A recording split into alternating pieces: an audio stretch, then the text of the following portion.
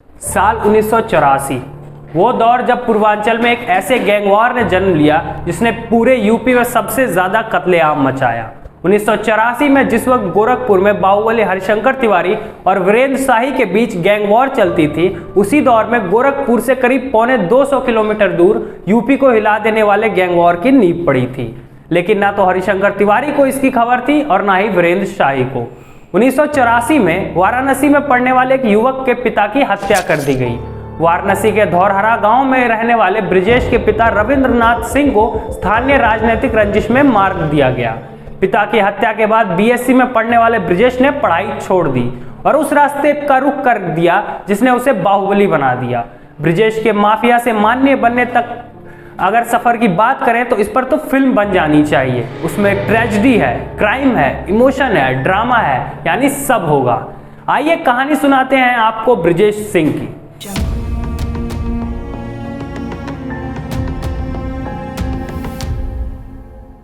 Brijesh Singh school के बाद college की दहलीज पर कुछ ही समय गुजरने के बाद पिता की हत्या हो गई, तो ब्रिजेश ने बदला लेने के लिए अपना घर छोड़ दिया।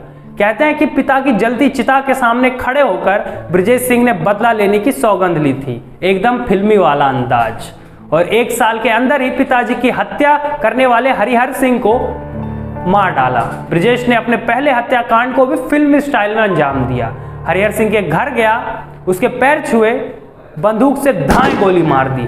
पिता की हत्या का बदला पूरा हो चुका था। वो चाहता तो कानून के सामने सरेंडर करके दोबारा सामान्य जिंदगी शुरू कर सकता था, लेकिन ब्रिजेश और तकदीर दोनों को ही कुछ और मंजूर था।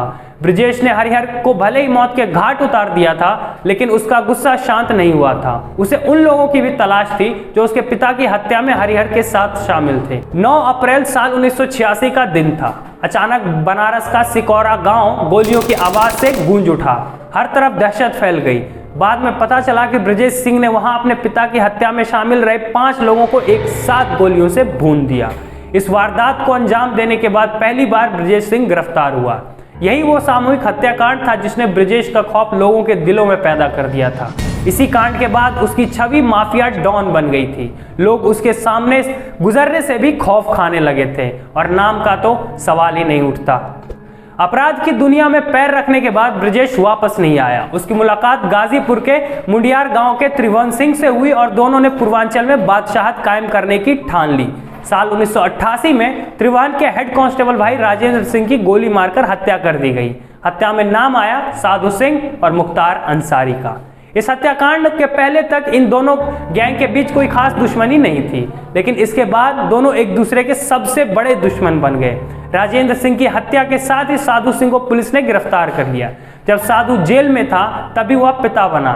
ऐसे में साधु अपनी पत्नी और बच्चे को देखने के लिए अस्पताल आया। इसी दौरान पुलिस की वर्दी में पहने व्यक्ति ने उसे गोलियों से भून दिया। पुलिस ने बताया कि हत्या ब्रिजेश सिंह ने की। दोपहर में हुई इस हत्या के 6 घंटे बाद खबर आई कि साधु सिंह की मां, भाई समेत परिवार के 8 लोगों को उसी के गांव में मार गिराया गया। इस हत्याकांड का बदला मुख्तार अंसारी ने लिया था। ब्रिजेश यहां से अपराध की दुनिया का बेताज बादशाह बनने की तरफ तेजी से बढ़ रहा था। 1992 में ब्रिजेश ने गुजरात के रघुनाथ यादव नाम के एक व्यक्ति को गोली मार दी। जब सब इंस्पेक्टर झाला ने पकड़ने की कोशिश की तो उन्हें भी गोली मार दी। पुलिस का कहना है कि झाला को गोली मारने वाला शख्स भी ब्रिजेश सिंह ही था। ब्रिजेश को लेकर जो डर का माहौल बना, उसी के बलबूते वह पूर्वांचल के जिलों से निकलकर झारखंड तक पहुंच गया। वह छोटा राजन के सबसे खास अंडरवर्ल्ड डॉन सुभाष ठाकुर से जा मिला। झारखंड के कोल माफिया सूरजदेव सिंह से नजदीकी बढ़ गई। बिहार के सूरज भान सिंह के भी वो खास हो गए। यहां से ब्रिजेश ने पैसा कमाना शुरू किया। तभी अचानक मुंबई में आतंकी हमला होता है। दाऊद और सुभाष ठाकुर अलग हो जाते हैं। इसके बाद सुभाष अब ब्रिजेश के साथ हो गया। अब ब्रिजेश के पास पैसे भी था और पावर भी थी, लेकिन वह राजनीतिक रूप से मजबूत नहीं बन पाया। वहीं दूसरी तरफ साधु सिंह की हत्या के बाद मुख्तार अंसारी राजनीति में आकर विधायक बन चुका था। पुलिस अब मुख्तार के इशारे पर चलती और ब्रिजेश को परेशान करती। इसके बाद ब्रिजेश के लोगों पर हमला होने लगा, जिससे कई लोगों की मौत हो गई।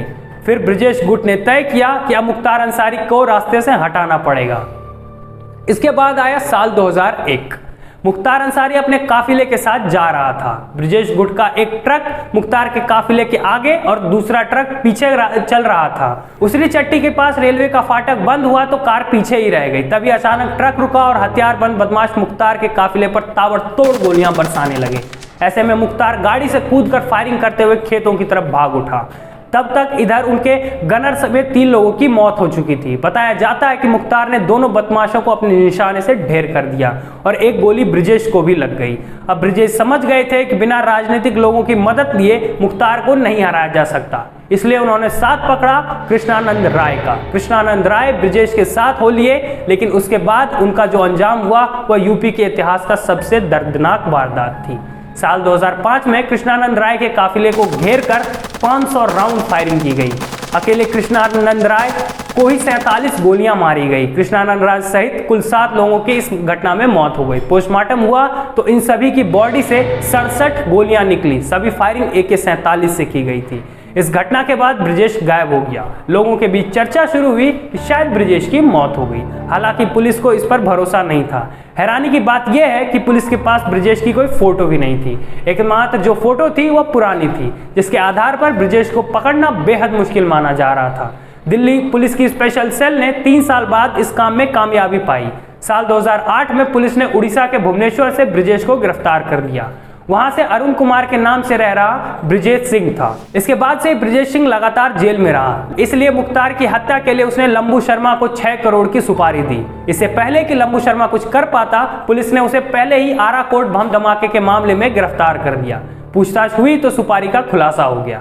इसके बाद उस वक्त की सपा सरकार ने मुख्तार की सुरक्षा दोगुनी कर दी।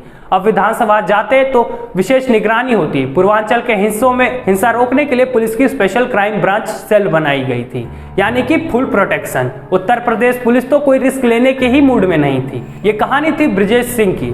आपको किसी और दिन ब्रिजेश सिंह और मुख्तार अंसारी के बीच की दुश्मनी की भी कहानी सुनाएंगे। लेकिन आपको एक बात बता दें, एक समय ब्रिजेश के देश के एकमात्र MLC थे जिन पर 30 से भी ज्यादा गंभीर धाराओं में मुकदमे दर्ज थे। माकोका यानी Maharashtra control of organised crime act, TADA यानी terrorist and deactivate activities act, gangster act, हत्या की साजिश, दंगे भड़काना, वसूली और धोखे से जमीन हड़पने के भी कई मामले दर्ज थे।